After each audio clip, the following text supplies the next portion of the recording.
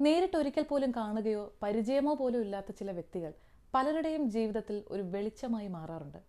അങ്ങനെ ഇത്തവണയും അജ്ഞാതനായ ആ ഒമാനി പൗരൻ ഒമാൻ ജയിലിൽ പല കുറ്റകൃത്യങ്ങളിൽ അകപ്പെട്ട് കഴിയുന്ന നിരവധി അന്തേവാസികൾക്ക് ഒരു വെളിച്ചമായി മാറിയിരിക്കുകയാണ്.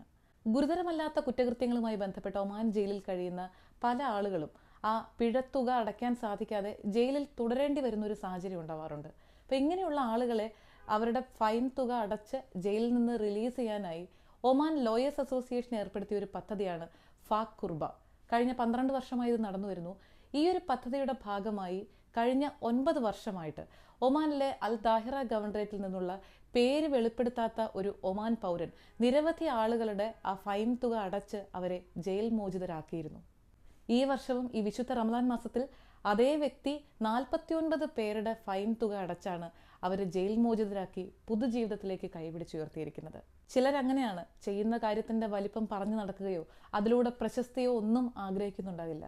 എന്തായാലും ഈ തരത്തിൽ ജയിൽ മോചിതരായ ആ നിരവധി ആളുകളുടെയും അവരുടെ കുടുംബാംഗങ്ങളുടെയും പ്രാർത്ഥനയിൽ ആ വ്യക്തി എന്നും ഉണ്ടാകുമെന്നുള്ള കാര്യം ഉറപ്പാണ്.